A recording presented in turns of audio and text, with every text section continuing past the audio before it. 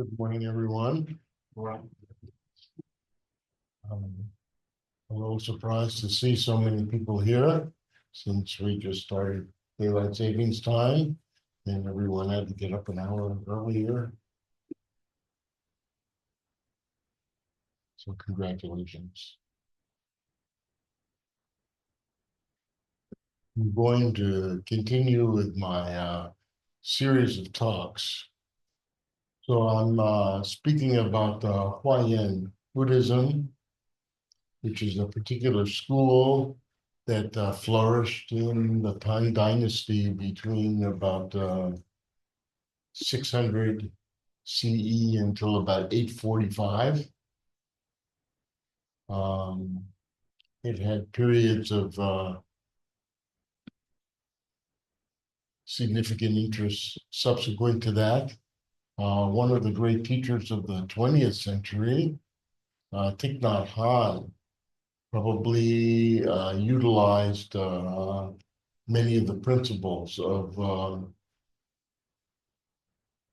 Huayan Buddhism as he spoke about interbeing and interconnectedness, which are major themes in Huayan. So this is my third in sequence. On the model website, you can find under media and YouTube my first talk last year that I gave, and then last week. This will be the talk that I give this next 3 months. Other people will be giving talks. So I'm relieved of that responsibility, but I will be happy to share with you some things about Huayan Buddhism, particularly about the fact that they had 52 stages of training for the Bodhisattva.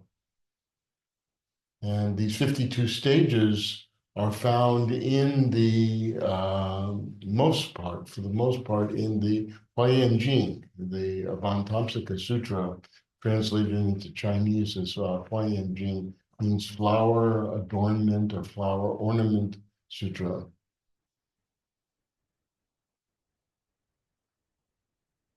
Not to be confused with the Lotus Sutra, which is another important sutra.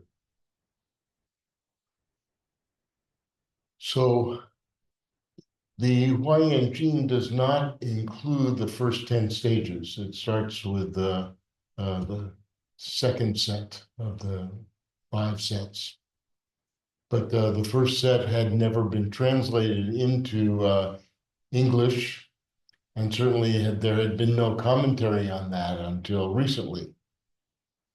So I'm going to be talking about the 10 stages of trust, sometimes called the 10 faiths. I like the word trust a little bit better. In Chinese, the word is a picture of a person and words, and the person is saying words to themselves. So you can say that that's the confidence that they're giving themselves, or the trust. Faith is a little bit more of a term that's used in religion, and this is not particularly a topic that has to do with like having blind faith, not so much that. So the word trust works a little bit better. So a bodhisattva is this person who devotes all of their intention and their energy and their action to be of benefit to all sentient beings, no matter the circumstances. So this bodhisattva is dedicated to be helping. Even to the point that the bodhisattva, even though they're working on themselves and attempting to become enlightened, their enlightenment is actually secondary to being of benefit. Because the enlightenment can become a distraction too. You know, you're trying so hard for enlightenment, you can forget about other people. I'm reminded that when I'm working on my book downstairs, writing, my wife will remind me sometimes gently and sometimes not so gently. Don't forget about the family. So the Bodhisattva is this one who puts into practice certain principles, such as the principles of loving kindness, compassion, altruistic joy, and equanimity. Those four are usually termed in Buddhism the Brahma Viharas. The word apamana is a little bit better word because it means immeasurable. So these are the four immeasurables. In other words, you can continue to practice these immeasurably. There's no limit to how much loving kindness you can give. And these principles are practiced towards ourselves and toward loved ones, neutral people, and even towards those people who give us trouble, toward all beings everywhere. And so these four immeasurables, loving kindness, compassion, altruistic joy, and equanimity, I can say a few words. I'm not going to go into the far and near enemy at this point. That's a little bit different teaching. But we can say that loving kindness is the wish that ourselves and other people around us would be happy, would have joyfulness in their lives. And when we talk about compassion, we wish that the difficulties that they would experience, that those things would not turn into suffering. They would learn from their difficulties. Those difficulties would not become obstacles for them. We don't want them to suffer. And if we can develop ways to be able to help them skillfully so that they don't suffer, that would be really good as well. And altruistic joy is this feeling of we see the good qualities in other people, and we try to encourage those qualities to flourish, to become greater for their own benefit and for the benefit of all of us. Like a parent who sees the talent that their child has and takes them to lessons and helps them out and gives them special training so that they can do well in life. And then equanimity is this ability to have emotional regulation, to be able to not get too disturbed and distressed by things, because things will happen that are disturbing and distressful. We want to have that emotional regulation and the ability to have what's called the stress tolerance so that we can and resilience so that we can bounce back in the face of difficulties. We have a balance. So in addition to this, the Bodhisattva practices what's called the six paramita. The word paramita is translated often as perfections. I'm not too keen about that translation. It doesn't fit even with the etymology of the term. But if we're going to use something of this nature, we might say that paramita would be perfecting or improving, the six ways of improving ourselves. The Bodhisattva puts into practice these principles, such as these six paramita: generosity, morality, patience, diligence, concentration, and wisdom. And these qualities are practiced towards all beings, ourselves, our loved ones, friends, our strangers, neutral people, towards even those people who give us trouble, toward all beings everywhere. This is the practice of the Bodhisattva. So these six paramita, we find them in a group of 10 paramis in the early Buddhist tradition, all the way through the Theravadan tradition. Little different set, but almost the same. So generosity and morality, patience, diligence, concentration, and wisdom are very important for us. I'll talk a little bit more about a few of these in a moment. There's also a set of 10 paramitas. So 4 more were added by the great teacher Nagarjuna in the first, 2nd century. So he added to this skillful means, vows that people take, and certain spiritual powers that are developed, and levels of knowledge.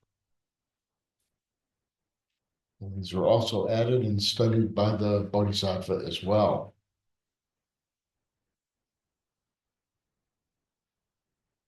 So the first 10 stages of faith that the Bodhisattva wants to practice is given in 3 major sutras. Again, not in the Vantamsika Sutra, but in the 3 other sutras, not so well known. But the Diadem Sutra is one. The Sutra for Humane Kings is another one.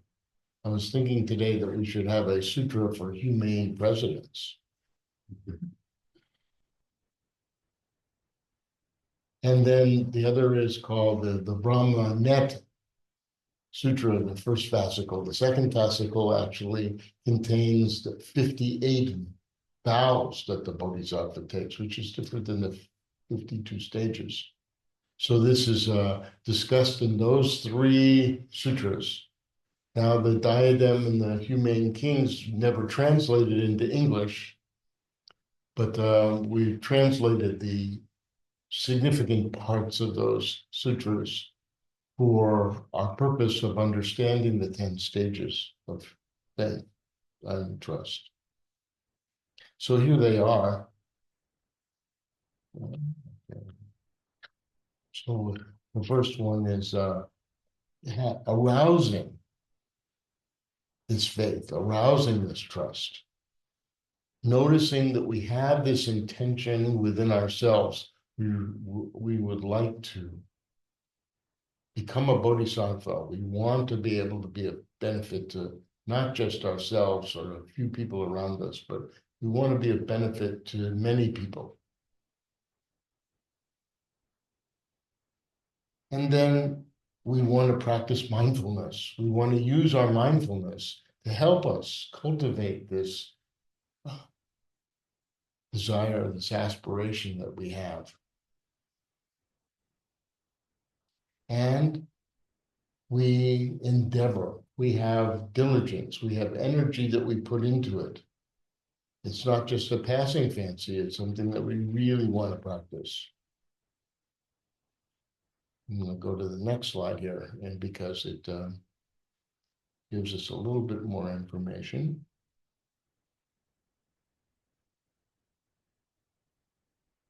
So we can put it in this term. We want to trust our aspiration to be a benefit.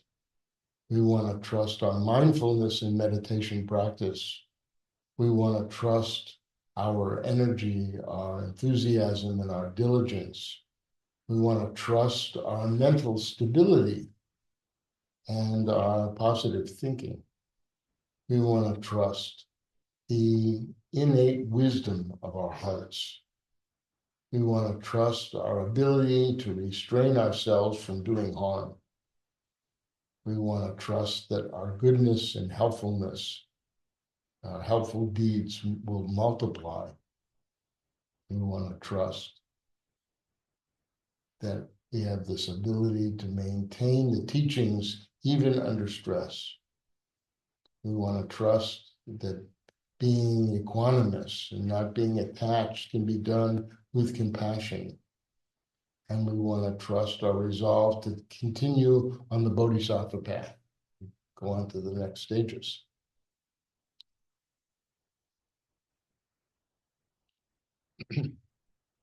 So I talked about these 3 original texts, the Diadem Sutra, Sutra for Humane Kings, and the Brahmanet Sutra. and how they're not found in the Huayan Jing, and that there hasn't been a commentary on this until recently. But that the Bodhisattva wants to practice these 4 immeasurables and 10 ways of improving as their practice model. So here we have some verses that the author composed. This is since I was the first one to do this commentary in English, I felt that it would be nice to have some modern verse that would go along with the commentary. And so I put together a little verse on this. And then Catty Choi, who's not here today, but she actually put it into Chinese for us. So here's the verse. Confidence, trust, and faith all spring from the words we say to ourselves. Under all the chatter and babble lives our true aspiration to be free from distress.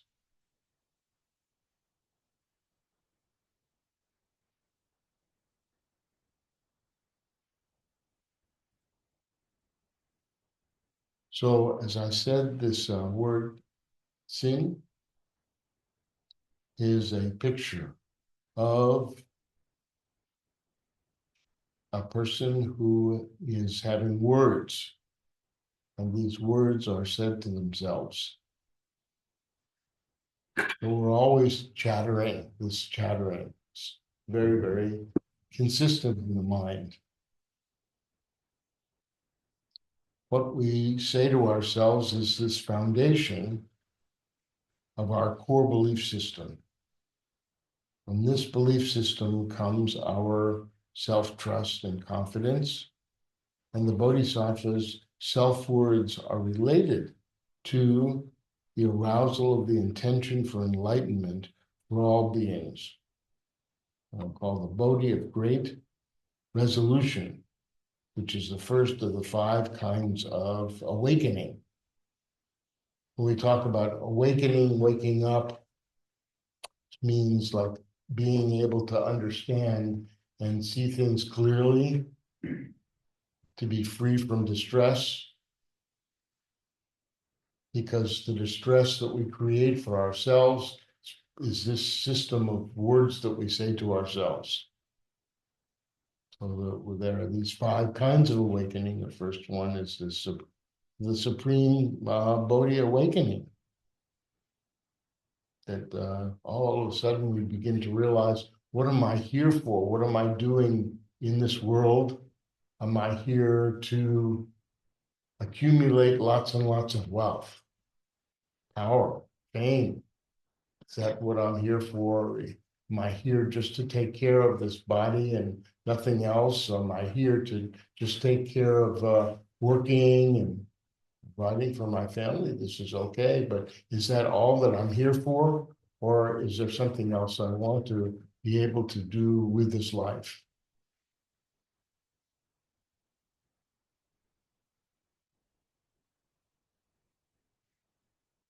In the 1980s, many years ago, I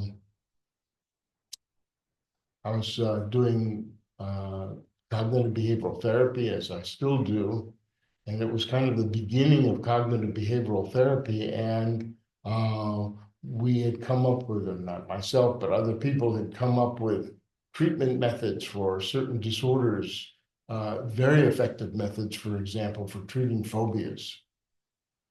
And somehow or other, I don't know how it happened, but Washington U was contacted by Newsweek magazine because they were interested in doing an article on the treatment of phobias. Actually, the treatment had been pioneered probably at the University of Pennsylvania, but I don't know why Newsweek contacted Washington U. And I was there at the time, and they said, oh, here's one of our clinicians. He's treating people with phobias. And so they did this big article on the treatment of phobias. And they interviewed myself and some patients who gave permission to do that. And so they put this article in Newsweek magazine. And much to my dismay, the cover of Newsweek magazine, that issue, was covering a movie that had just come out on Wall Street. And the headline was, "Greed is Good." And that's where they put my article. I was very embarrassed. I was going to show the article to everybody that I knew, and then I said, well, maybe not.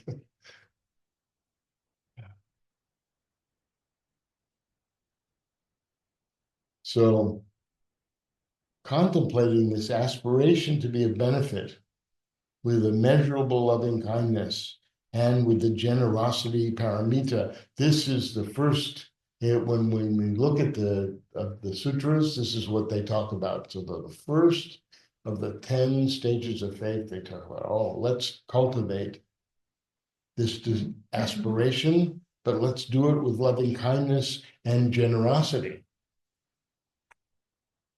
So there are 3 kinds of generosity that were outlined in the Mahaprajna Paramita Shastra. This is the Great Perfection of Wisdom Sutras. So the first one is be generous with our material goods.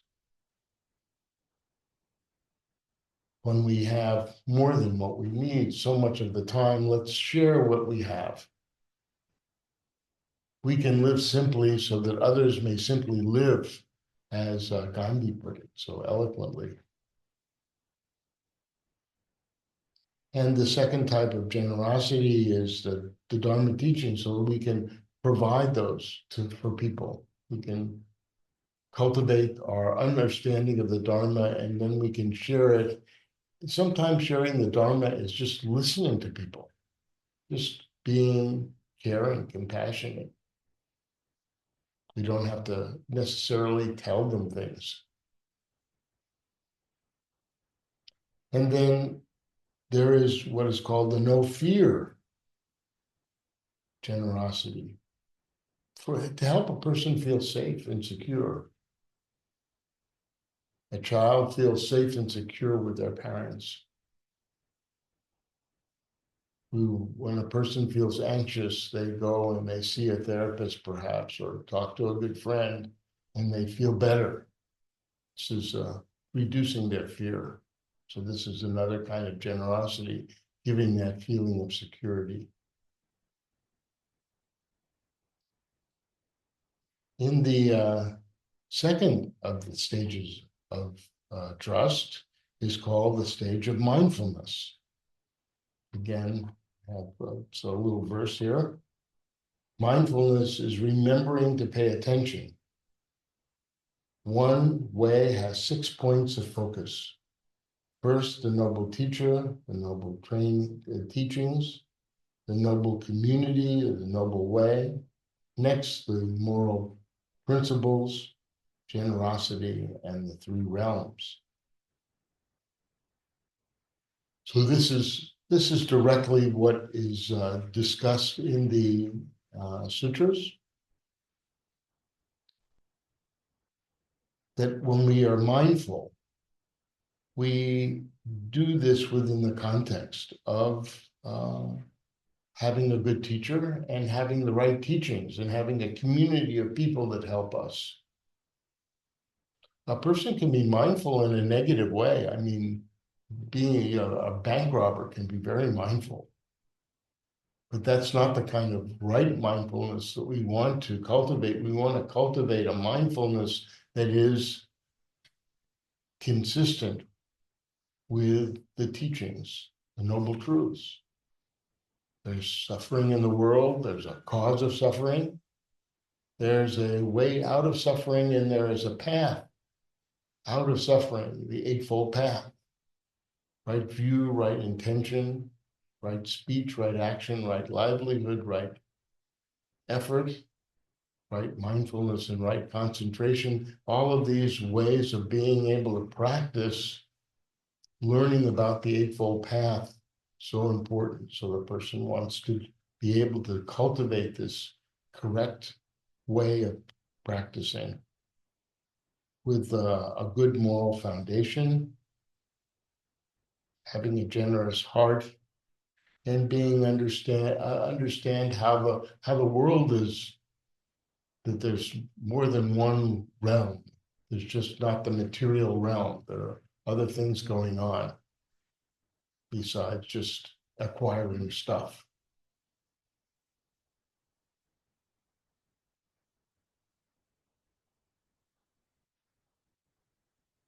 So the great misconception that people have and which makes it difficult for them to practice meditation is this tendency that they attach to their thoughts and feelings. They attach to them as well, and they believe that these thoughts and feelings are accurately describing what reality is, and that's the only reality. And if another person has a different set of thoughts and feelings, leading them to look at things in a different way, that may mean that they're wrong. And so this misconception leads to arguments and other forms of conflict. So when a person is going through their daily life, certainly we need to have our thought process focused on the conventional world. And we're driving our car, relating to things, cooking our food, all of these things require us to be rooted in the conventional world.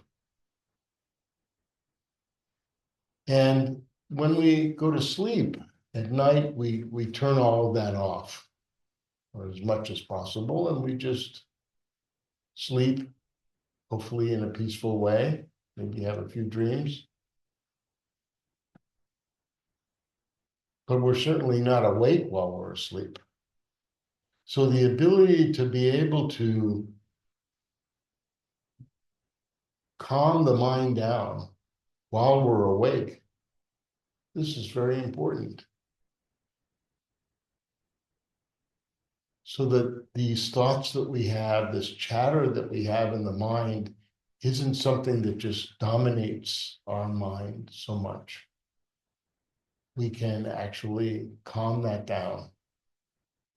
And that allows us to be better observers, non-judgmental. It allows us to be more accepting, and also allows us to let go so that we're not so clinging, stuck, fixed on our views. So this is the practice, what we call meditation, concentration, is this ability to be able to calm our mind down. And if we practice this enough, two things can happen. One is that during the meditation itself, we begin to make progress in going deeper into the mind, having greater insight and clarity. But most important, when we come out of the meditation and we view the world, we are more peaceful and calm as well. And even when difficulties arise, instead of fighting against them so often, getting angry and upset, we're able to calm ourselves down more easily.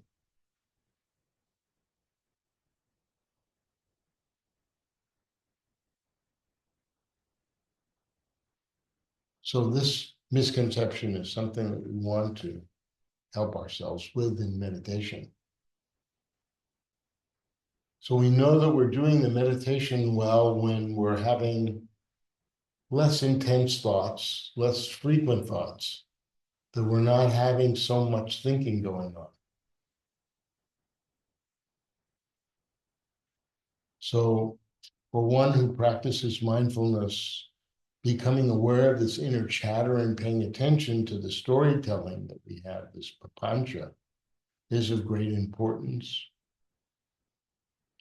As I've said before, the papancha in Chinese, shilun, means sports commentary, like the ESPN, commenting on things before they happen, while they're happening, and after they happen. So just seeing the chatter as chatter and not as reality itself, the meditator can slow down and become mindful.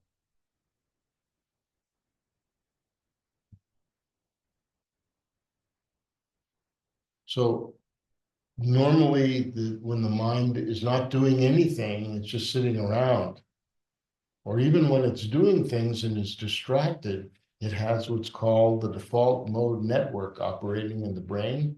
This is a big deal in neuroscience.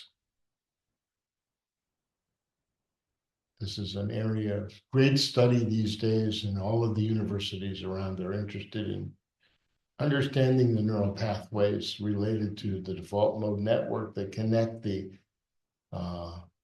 wandering part of the mind, the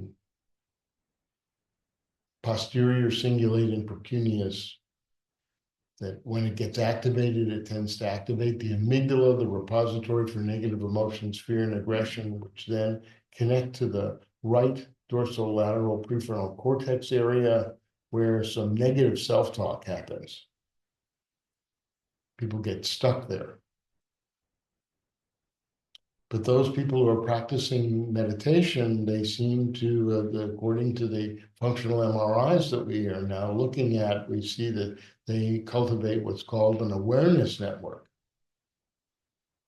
sometimes called task positive network by some of the researchers. I like awareness network better, which connects the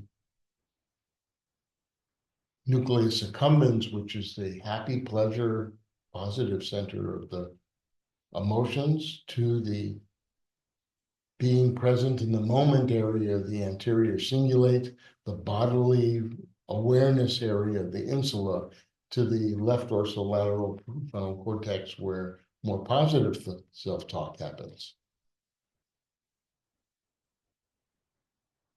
So it's good to be present in the moment.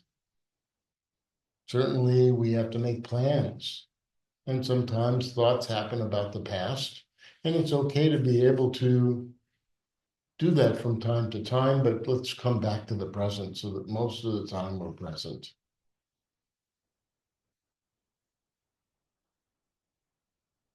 And so there's a scientific definition of mindfulness that Jon Kabat-Zinn gives, that mindfulness is this awareness that emerges through paying attention on purpose in the present moment, non-judgmentally, to the ongoing, unfolding experience, moment by moment.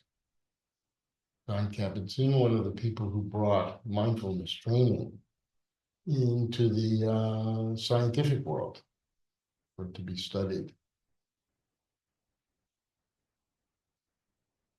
So there's a pathway of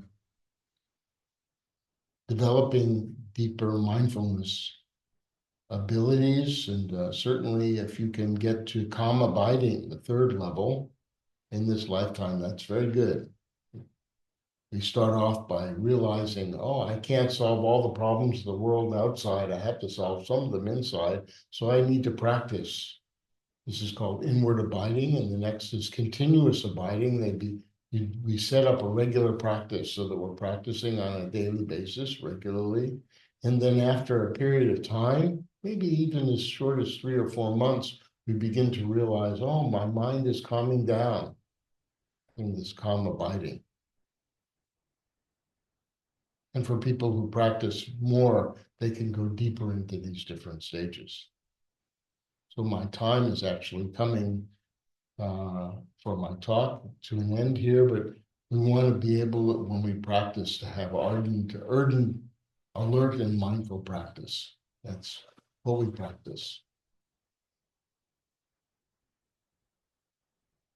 And as we do that, we try to increase our compassion and with the patience paramita, to be patient as well. So arousing this patience means recognizing that we need to be patient when acts of nature take place, floods and fires and earthquakes and other natural disasters. That will affect us. Sometimes people will give us harsh words and negative words and discouragement, criticisms and insults and slanders and threats.